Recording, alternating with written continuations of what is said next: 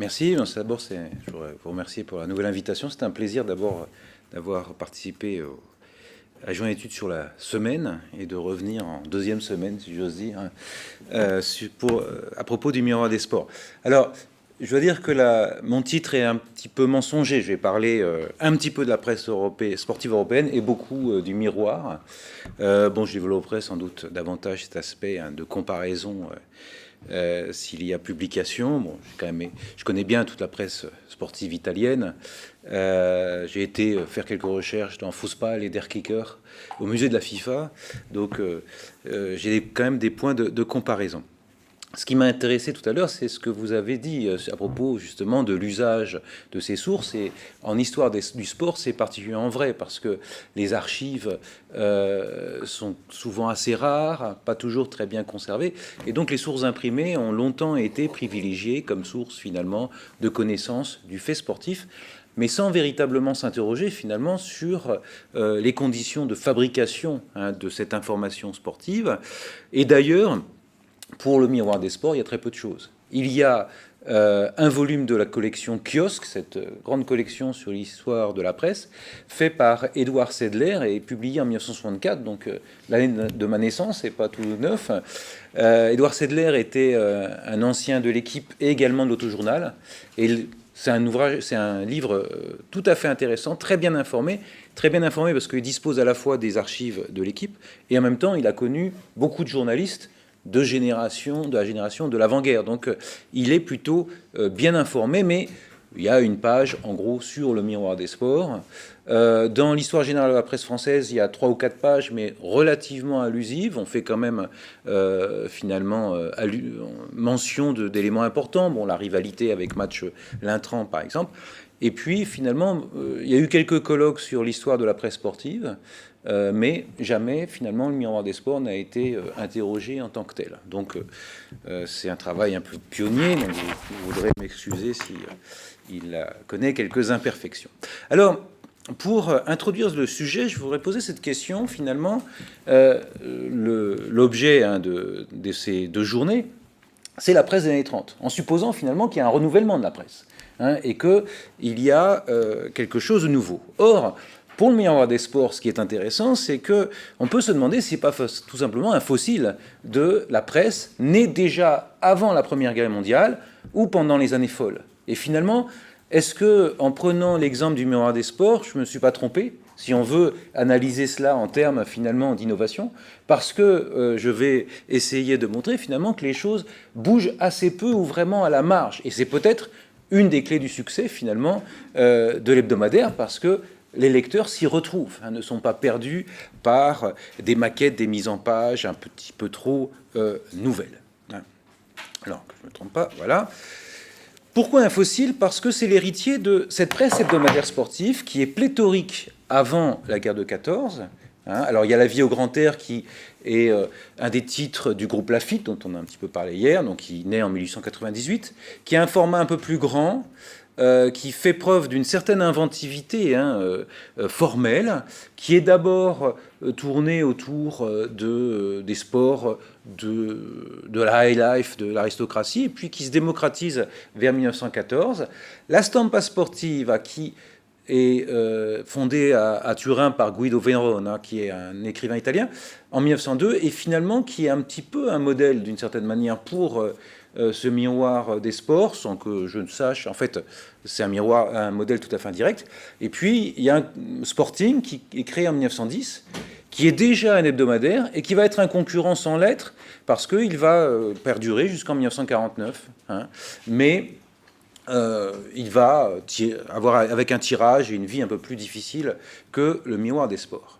Alors, fossile, pourquoi? Parce que le miroir des sports, c'est un héritage finalement de la naissance de cette presse illustrée à images. Bon, évidemment, Excelsior, qui est fondée, d'ailleurs toujours au sein du groupe Lafitte, en 1910, si je ne me trompe pas. Et puis, surtout le Miroir, qui est créé en 1912 au sein du groupe Dupuis, donc le groupe du Petit Parisien, et qui a pour but finalement de faire un compte-rendu de la semaine assez largement illustré, mais avec un tournant décidément, qui est celui évidemment de la guerre, puisque le miroir se transforme avec la guerre de 14. Il y a un livre de Joël Beurrier, paru chez Nouveau Monde, sur ce miroir de guerre. Un miroir, donc là, qui fait vraiment la place à l'image, avec des commentaires très lapidaires, parce qu'il faut donner à voir, finalement, aux Français ce qu'est le front. Et c'est vrai qu'il y a évidemment une part de censure, mais il y a quand même finalement une vision relativement, alors, très édulcorée souvent pour le quotidien des soldats, mais une vision qui est relativement réaliste du front. Avec déjà une place aux sportifs, puisque sur la gauche, c'est en novembre 1914, vous avez la une avec Georges Carpentier, qui est le grand boxeur de la Belle Époque, et son chien, un berger allemand qui a été capturé et qu'il a rebaptisé le Kronprinz. Et puis vous avez évidemment des unes qui sont beaucoup plus évidemment dramatiques. Alors, si le miroir tire entre 1 million à 800 000 exemplaires pendant la guerre, les chiffres tombent dès 1919, si bien que le 4 juillet 1920, eh bien, le miroir se transforme en miroir des sports. Avec l'idée que, eh bien, alors il y a tout un justificatif, notamment, on va faire un compte-rendu de tous les événements sportifs dans le monde, parce que c'est devenu un fait social, en quelque sorte, majeur, et qu'à la fois, et on verra que c'est la formule, le miroir des sports va proposer, eh bien, à la fois des photos inédites, et en même temps des commentaires qui sont des commentaires, eh bien, réalisés par les meilleurs spécialistes. Et dès le 8 juillet 1920, la une avec Suzanne Langlaine. Alors, il faut connaître un petit peu, finalement, cette histoire du sport pour comprendre cette une. D'abord, si le miroir des sports naît, c'est que la guerre a fait place nette dans le paysage éditorial français. Il y a un certain nombre de suppléments, comme par exemple Plein Air, ou de billets hebdomadaires, football, etc., qui disparaissent pendant le conflit. Le conflit porte un coup fatal à la vie au grand air qui survit un petit peu mais qui disparaît. Donc la place est en quelque sorte nette. Il y a encore Sporting. Pour Suzanne Langlaine, souvent on en fait la grande championne des années folles. Or, Suzanne Langlaine est championne du monde sur terre battue en 1914 à l'âge de 14 ans. Donc la guerre en fait délaie en quelque sorte le moment de sa gloire. On reviendra sur la question des femmes parce que justement la place des femmes est intéressante. Là c'est une différence majeure entre les années 20 et les années 30. Alors, qu'est-ce que va devoir finalement traiter ou affronter le miroir des sports par rapport finalement à cette situation des années 10? Première chose, c'est l'essor de l'internationalisme sportif et des grandes compétitions mondiales. La première, évidemment, c'est le 2 juillet 1921, le très fameux match entre Dempsey et Carpentier, qui est suivi en même temps via le télégraphe sur les deux rives de l'Atlantique, avec cette photo qui est très très belle de Carpentier après un entraînement à Jersey City. Deuxième chose, alors ça c'est plutôt les années 30, c'est la naissance du football professionnel. On va voir que ça va jouer un rôle dans le domaine éditorial. Le football professionnel commence en Autriche en 24, en Italie en 26, ce n'est qu'en 32 qu'il est adopté en France, et bien évidemment, c'est quelque chose qui transforme, qui va donner une importance nouvelle au ballon. Bon, ça c'est une page du Petit Parisien, donc sur la gauche vous avez l'Olympique lillois, gagne le championnat de France professionnel, le premier. À l'époque, l'OL c'est l'Olympique lillois et non pas l'Olympique lyonnais. Deuxième élément, troisième élément qu'il faut prendre en compte, ce sont les transformations du reportage sportif. Comment faire quand, désormais, on peut commencer à suivre en direct le reportage via la radio. Vous avez dès 1923 une première retransmission, Carpentier-Nice.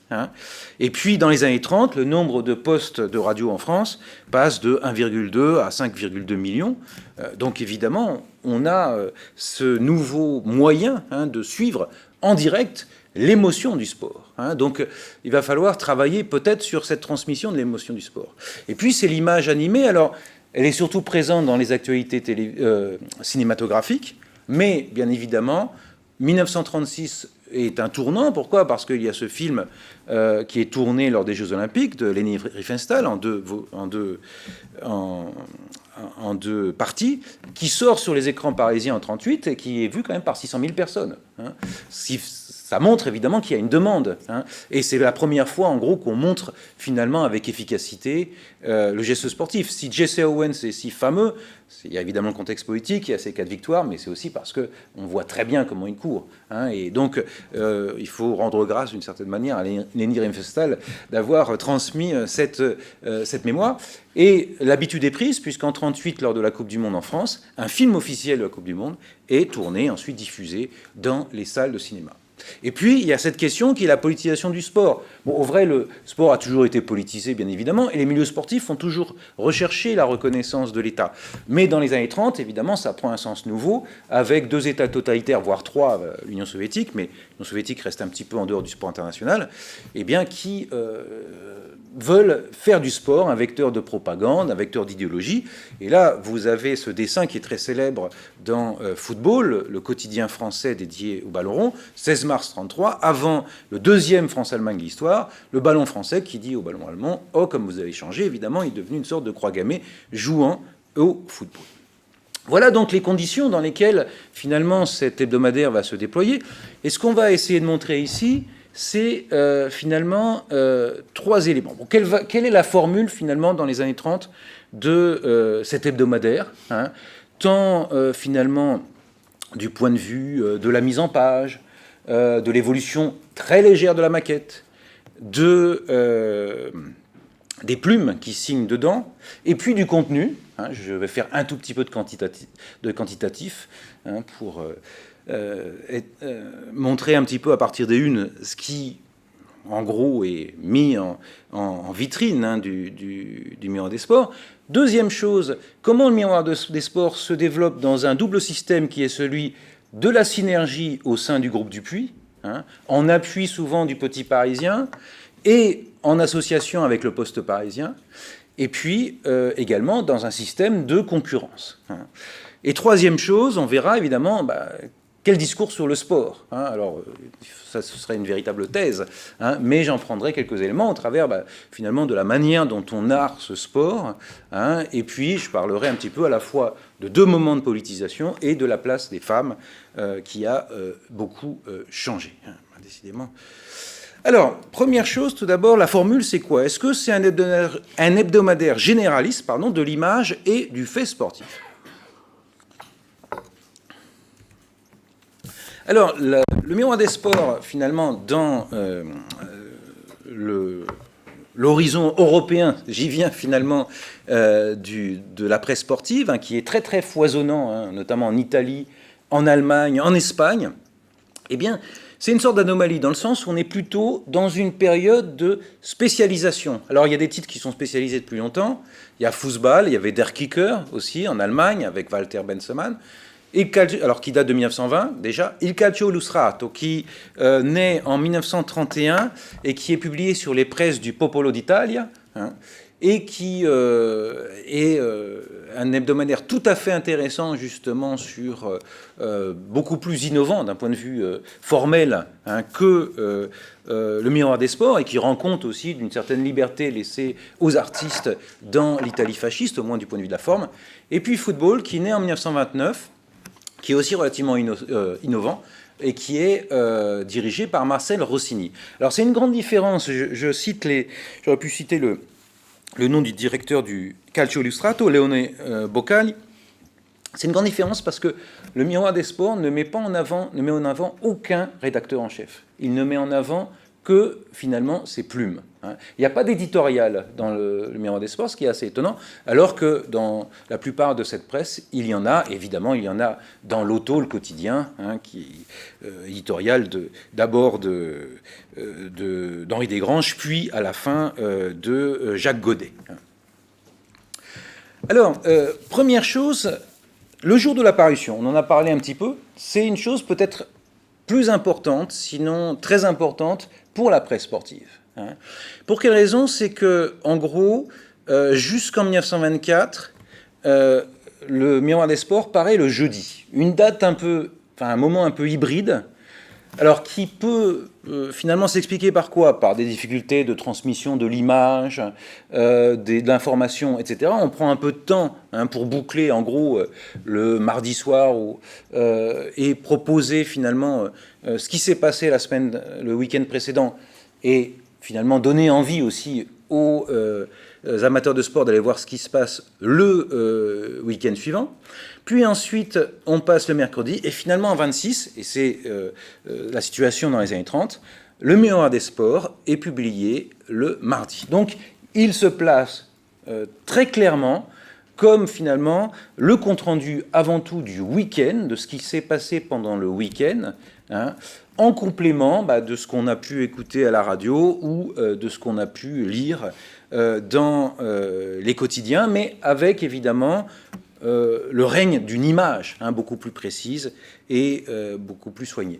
Et d'ailleurs, alors je ne parlerai pas du dessin hebdomadaire qui paraît dans le Miroir des Sports, qui est l'œuvre de Red. J'ai pas réussi à retrouver ce dessinateur, mais en 1932, vous voyez, vous avez un dimanche soir, très sport au Miroir, impression agitée, où on raconte comment finalement agitons-nous avant de servir mardi. Donc là, ce temps beaucoup plus serré pour évidemment arriver à sortir le mardi. Autre innovation, c'est un miroir qu'on pourrait qualifier d'agrandi. Alors agrandi surtout pour finalement à la fois la page de couverture, la dernière page, et puis aussi on peut dire pour les photos qui prennent un petit peu plus d'ampleur. Vous voyez, la photo couvre désormais toute la page. On enlève un petit peu tout ce qui peut être jugé comme inutile, le prix de l'abonnement, etc., pour donner véritablement la primeur à quoi? Eh bien, à la photo, ici avec ce cycliste dont on a l'impression qu'il avance vers nous. Et ça, c'est donc à partir de mars 1931. Donc ça rend compte évidemment très largement de cette révolution de l'image que sont les années 30, la révolution parissoire notamment dans la presse, et de ce primat qui est donné donc à la photographie. Même chose par exemple pour les pages donc consacrées à des photos, alors qui peuvent être parfois la dernière page. Vous voyez, à gauche, c'est le début des années 30. On est encore finalement dans une pagination très proche du miroir et du miroir de guerre. Et puis en 37, on est évidemment... Alors on a des diagonales, on ne coupe plus les images à angle droit, ce ne sont plus de simples rectangles, pour finalement donner une sorte de kaléidoscope de ce qui se passe avec un commentaire beaucoup plus réduit. Même chose, vous voyez, pour des pages qui sont... Alors, on reste avec finalement une pagination assez classique en colonne. Donc, au début des années 30, vous voyez une page assez classique. Et puis, à partir de la seconde moitié des années 30, vous voyez, bon, ça, je ne sais plus, oui, c'est le Paris-Roubaix. Seul Français contre les Belges déchaînés. Georges Speicher enlève en grand champion. Donc, il y a plus de photos. Et puis, on voit que la police utilisée, le caractère utilisé, est un petit peu plus moderne et un petit peu plus, on pourrait dire aussi, aéré. Alors, les journalistes, maintenant, lorsque le concurrent du Miroir des Sports paraît en 1926, sort en 1926, c'est Match Lintran, il fait sa publicité sur toutes les vedettes qu'il a réunies. Alors il y a Georges Carpentier, il y a de très très grands noms du sport. La politique du Miroir des Sports, c'est un petit peu celle-là, mais avec finalement des sportifs qui ont été sportifs de haut niveau, mais qui peuvent unir deux qualités. Alors, en haut à gauche, c'est Gabriel Hanot, dans sa jeunesse. Gabriel Hanot vient du nord de la France, il a étudié à Tourcoing, il a étudié en Allemagne avant-guerre. On lui attribue une agrégation d'allemand. Bon, je n'ai pas trouvé son nom dans la liste des différents lauréats, mais il est au moins licencié. C'est un très bon joueur, c'est pas non plus une très grande star du football, et surtout très tôt, il se lance dans le journalisme dès avant-guerre. Bon, il fait une guerre héroïque, et il va devenir l'un des très grands noms de la presse sportive française et de football du XXe siècle. Et c'est lui un petit peu quand même la figure de proue dès les années 20 du Miroir des Sports. Il se consacre au football, mais lorsqu'il y a des missions importantes sur des sports nouveaux, etc., ou sur des sujets de réflexion sur le rôle de l'État dans le sport, souvent c'est lui qui s'y colle en quelque sorte. Alors, j'ai pas mis la photo de Géo André, mais vous voyez, de temps en temps, dans le Miroir des sports, vous avez, eh bien, ces petits encarts, qui donc sont consacrés, enfin, qui rendent hommage finalement aux grandes plumes. Alors là, c'est Géo André, même génération à peu près un peu plus âgé d'ailleurs que Cano. Vous voyez, il a participé à différents Jeux Olympiques sans jamais gagner une médaille. Et était réputé pour être l'athlète complet. Bon, je n'explique pas ce que c'était. Et vous voyez, on l'envoie évidemment aux Jeux Olympiques de Berlin. On le retrouvera tout à l'heure. Alors, vous avez aussi Jean Samazeuil, qui est un Bordelais, fils de banquier, qui est bon joueur de tennis, mais il s'est toujours fait éliminer pratiquement au premier tour à Roland-Garros. Il a fait 2 matchs de Coupe Davis. Et puis enfin, Marcel de la Borderie, qui est en bas à droite, international de rugby, qui est le père d'ailleurs de Renaud de la Borderie, un journaliste spécialisé dans l'automobile.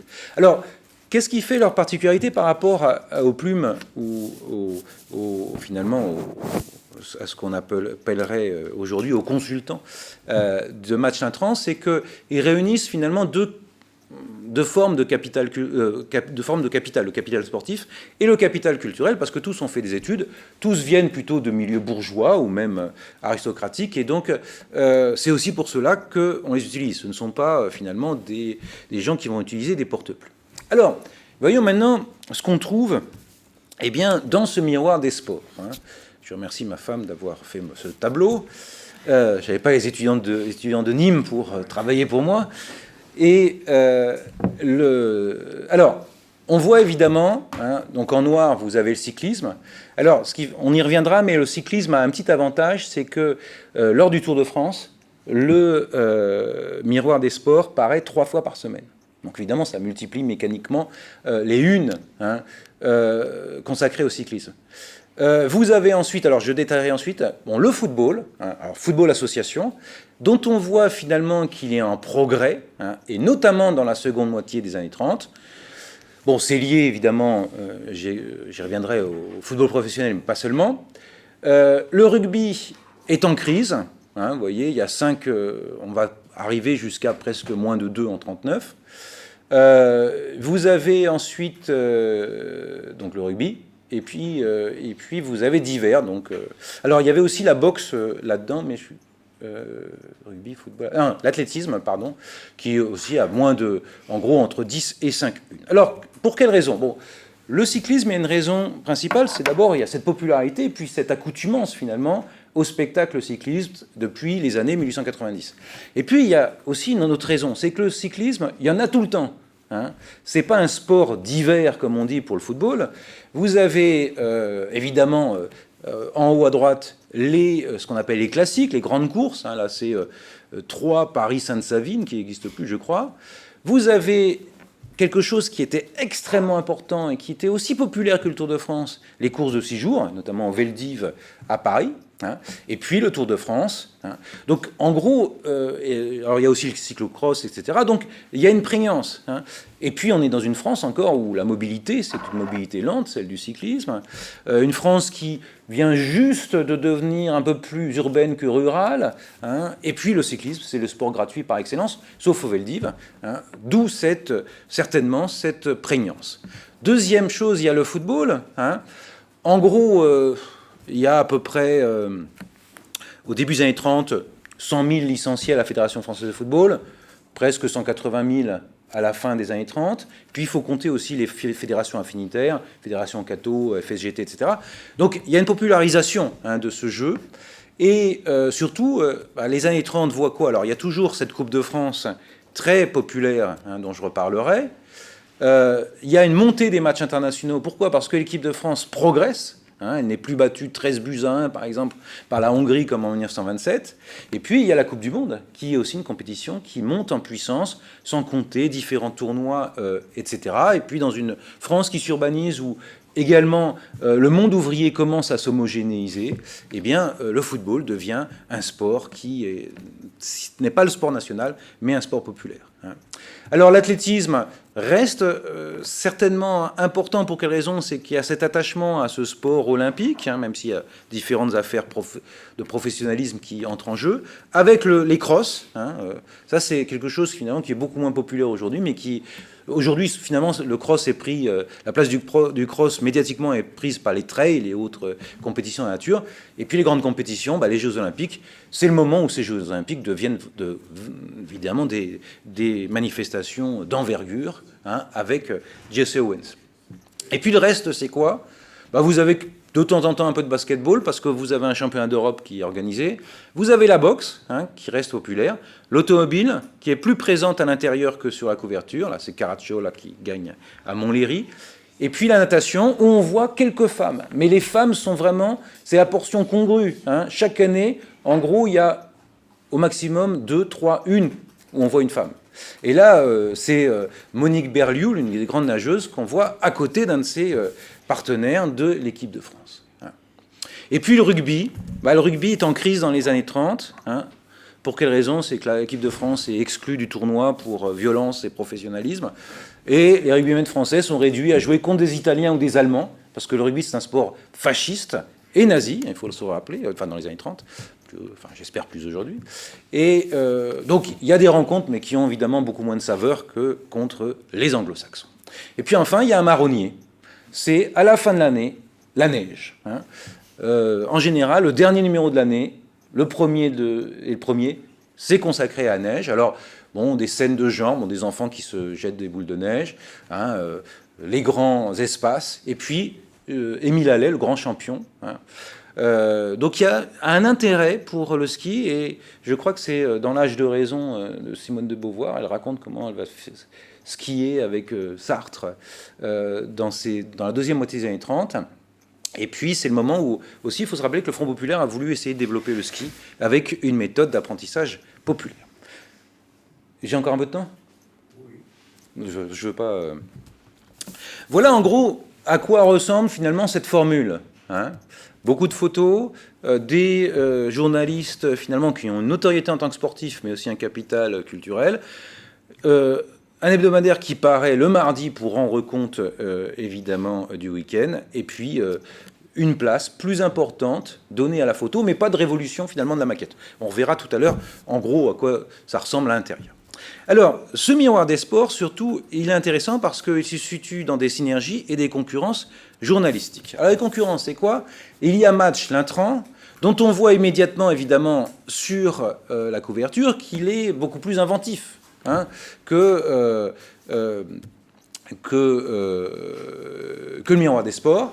Et puis, à Paris Soir, alors vous allez me dire, Paris Soir, certes, c'est un quotidien, mais comme on le sait, Paris Soir attaque notamment dans le domaine du sport. Vous voyez, vous avez cette une avec une étape du Tour de France qui passe par la Franche-Comté et le Grand Prix de l'Automobile Club de France à Montlhéry, c'est presque au moins un tiers. Et puis, alors je crois que c'est la 6e édition sportive complète. Donc, c'est un élément de concurrence parce que, alors, Paris Soir ne vise pas forcément d'ailleurs le miroir des sports, même si je crois qu'en 1936, le groupe Prouveau tente de lancer un hebdomadaire qui s'appelle Sprint.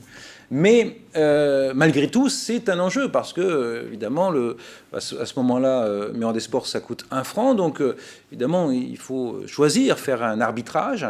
Et on aime, évidemment, avoir les nouvelles les plus fraîches, les comptes rendus les plus fraîches. Et Paris Soir utilise beaucoup le bélinographe, cette machine qui, d'une voiture, permet de transmettre les images par radio. Et donc il y a évidemment ces deux champs de concurrence qui sont plus ou moins importants.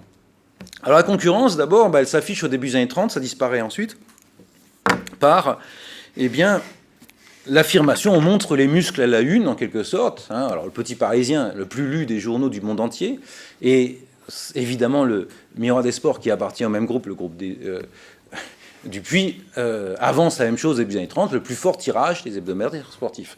Alors vous allez me dire, quel plus fort tirage?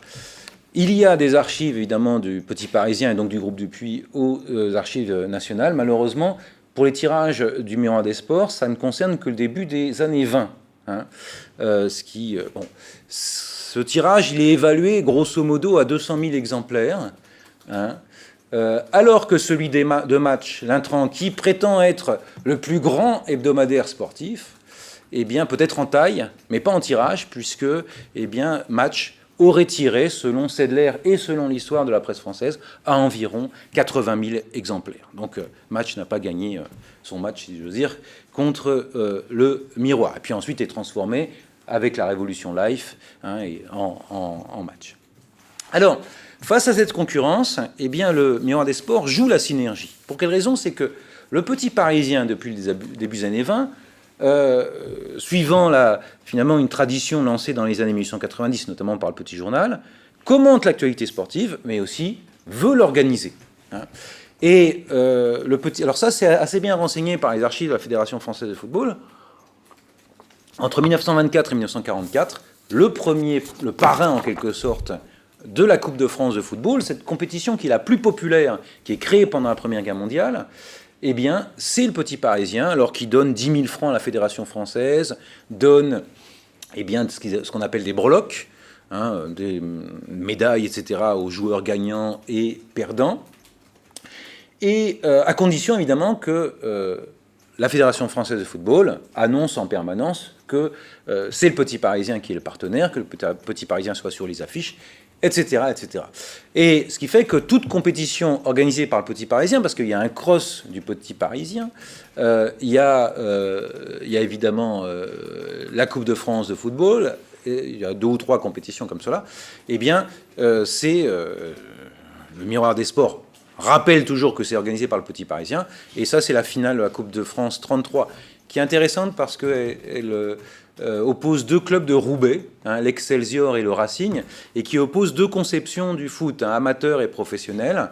Roubaix, c'est un peu l'île Roubaix-Tourcoing, c'est le Manchester, hein, du foot de l'époque, hein, il y a beaucoup de clubs.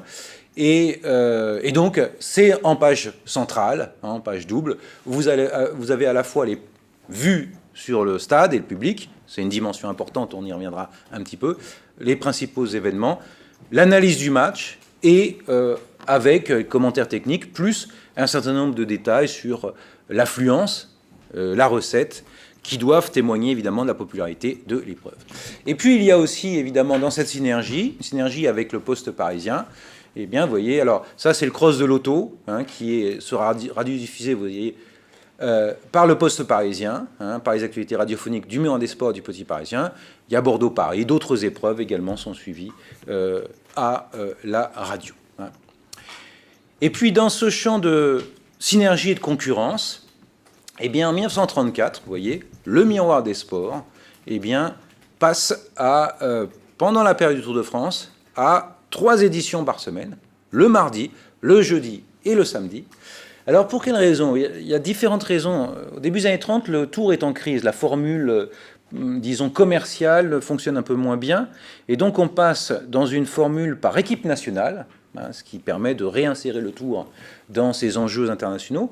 Alors, la formule commerciale marche moins, hein, dans le sens où c'était des équipes représentant des constructeurs de cycles qui étaient engagés. Mais elle marche bien parce que c'est l'invention aussi de la fameuse caravane du Tour de France, hein, qui est, évidemment devient un élément, une sorte d'avant-goût, hein, du spectacle cycliste.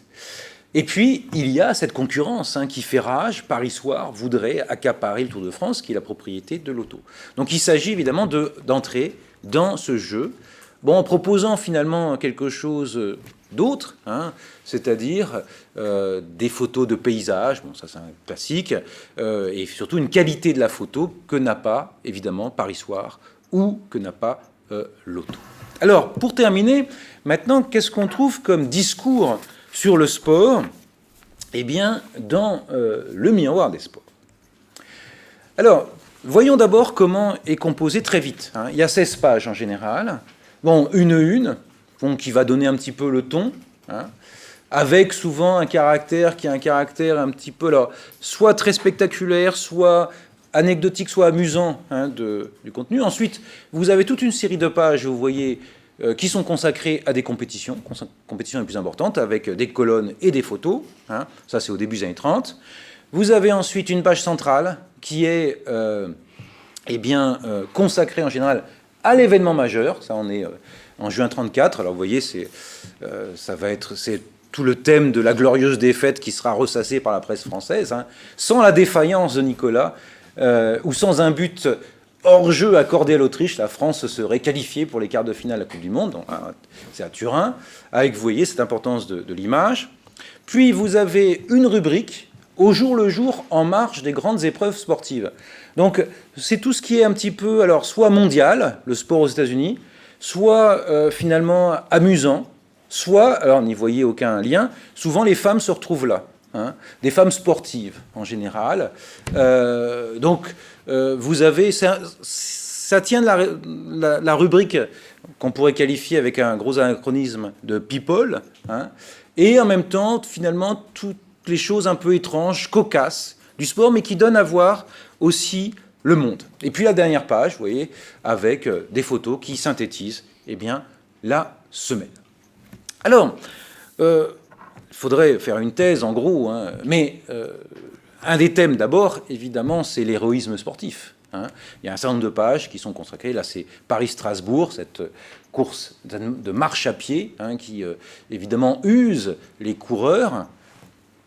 Vous avez aussi des scènes de fraternité. Alors, ça n'a rien à voir avec la une de l'Équipe Magazine il y a quelques semaines, hein. C'est les deux frères, donc ces deux frères Pélissier, je crois, qui se rencontrent, ou le duc, et qui s'embrassent sur le tour. L'un vient voir l'autre, hein. Vous avez aussi des photos ou des unes qui rendent compte, évidemment, de la vie des anciens champions. Alors ça, c'est Francis Pélissier, avec ses poules. Mais ça a un sens aussi, hein, dans une France qui reste encore très largement rurale. Il y a tout un discours moral aussi sur le sport. Ce Francis Pélissier, eh bien, c'est pas seulement celui qui avouait se droguer à la cocaïne, à la strychnine, à Albert Londres. C'est aussi, évidemment, celui qui a su construire son après-carrière, hein. Autre scène de genre, bon là, c'est le duc, je crois, qui écrit... eh bien, pieusement ses mémoires ou son compte-rendu pour le Miroir des Sports, parce qu'il y a aussi des mémoires de sportifs. Ou bien, même chose, c'est Archambault, un autre cycliste, et sa femme le regarde pieusement, hein, elle est à sa place, hein, devant son mari. Donc il y a un discours qui est quand même très largement celui du retour à l'ordre, hein, clairement, dans les années 30. Alors il y a aussi des scènes dramatiques, ça c'est quelque chose qui est très très récurrent, c'est le passage à niveau dans les courses cyclistes, et qu'on retrouve aussi dans les comptes rendus cinématographiques. Pourquoi ? Parce que, évidemment, si vous passez le passage à niveau avant que le train ne passe, vous prenez une avance sur les suivants, et donc là vous avez une scène assez dramatique, il y a le locomotive qui arrive, et ils sont presque encore sur la voie, et puis il y a ceux qui attendent, parce qu'ils ont raté finalement. Alors... où sont, si j'ose dire, où sont les femmes dans tout cela ? Eh bien, elles ne sont pas très nombreuses. Et elles sont cantonnées désormais à quoi ? Plutôt à des sports de base. Athlétisme, natation. Pour quelle raison ? C'est évidemment des sports de formation qui forment le corps, mais sans le menacer. C'est aussi lié au fait que depuis 1928, les femmes sont admises aux épreuves d'athlétisme aux Jeux Olympiques. Donc c'est quelque chose qui est admis, mais pas pour toutes les épreuves, hein. Et il y a des crosses, hein, avec cette image, vous voyez, qu'on pourrait essayer d'analyser, qui est ces hommes qui portent les femmes. Bon, qu'est-ce que ça veut dire ? Est-ce que finalement ils viennent les supporter, hein ? Est-ce qu'ils les lèvent comme des championnes ? C'est quelque chose de relativement complexe. Mais ce qu'on peut noter, c'est qu'il y a un changement radical par rapport au Miroir des Sports du début des années 20. Vous avez une, c'est en février 1920, qui est très célèbre, qui est très belle d'ailleurs, hein, c'est un match France-Angleterre, qui a une très grande résonance avec l'actualité, hein. Vous avez 15 000 spectateurs au stade Pershing et qui viennent voir les filles. Et puis des grandes questions, la boxe peut-elle être un sport féminin ? C'est une question qu'on ne pose plus du tout dans les années 30, hein, ça c'est réglé, hein, c'est terminé. Alors, pour terminer, finalement, ce discours, il s'affronte à beaucoup de thématiques, hein, et notamment une des thématiques dans les années 30, je vais signaler en introduction, c'est la question de la politisation du sport. Alors, il y a deux moments, finalement, dans ce rapport à la politisation. Il y a la première moitié des années 30 et la seconde moitié. Bon, schématiquement, on peut dire. Pour quelle raison, dans la première moitié des années 30, eh bien... des gens comme Gabriel Hanot, hein, ou Géo André sont tout à fait satisfaits de l'intervention des pouvoirs étatiques et politique dans le domaine du sport. C'est une reconnaissance du sport et en creux, finalement, ce qui se passe à l'étranger, ça dévoile l'incurie, l'impéritie de ce qui se passe en France, où il n'y a pas de politique sportive jusqu'au Front populaire et où seules les municipalités, dans un ordre désordonné, construisent pour le sport. Et c'est tout à fait remarquable lors de la Coupe... Alors c'est la Coupe du Monde 34, excusez-moi, il y a une erreur, hein, c'est le 4 juin 34, où vous avez cette impression sur l'Italie sportive, on pourrait presque créer sur l'Italie fasciste, de Turin à Florence, où vous avez donc cette affiche qui est l'affiche officielle, hein, qui renvoie évidemment au salut romain, toujours cette passion pour les foules et les stades, mais ici il y a une raison, c'est que c'est au Stadio Mussolini qui est un stade tout à fait moderne et qu'il faudrait prendre en quelque sorte en exemple.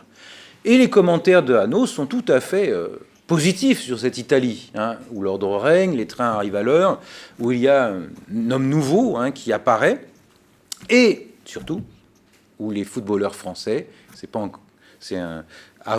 longtemps avant l'épisode de la grève de l'Afrique du Sud en 2010, eh bien, ils se comportent déjà très mal. Hein.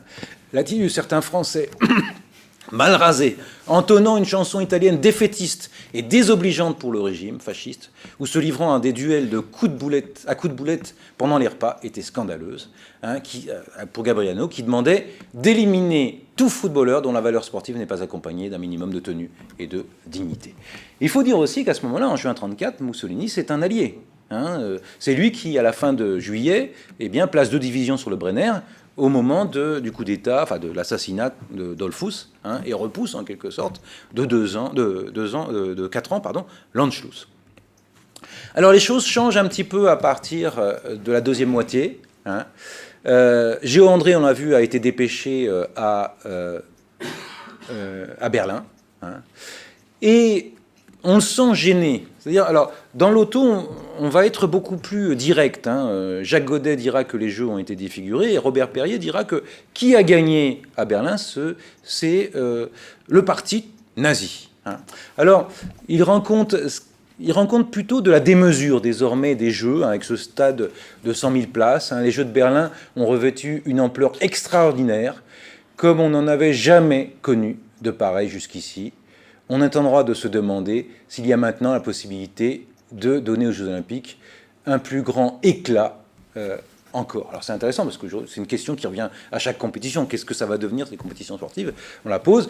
Alors il fait parler, ce qui est intéressant, c'est qu'il fait parler les Italiens, hein, notamment. Hein, écoutez encore la réflexion d'un membre de la délégation italienne. Ces Jeux épatants, fanatiques, remarquables, mais pour être parfait, il aurait fallu qu'ils fussent moins politiques. Il m'étonnerait qu'un Italien ait dit ça, surtout connaissant très très bien le système politique fasciste du sport. Et donc timidement, il ne s'agit pas de dénoncer évidemment le régime nazi en tant que tel et finalement ce coup de force, hein, mais plutôt de préserver en quelque sorte la politisme du sport. Hein, voilà ce que propose Géo André. En conséquence, je crois qu'il faudra pour l'avenir des Jeux laisser au Comité international olympique le soin de prendre en charge l'organisation, ce qui ne fut pas le cas à Berlin. L'on chuchote que l'absence réitérée du président du CIO.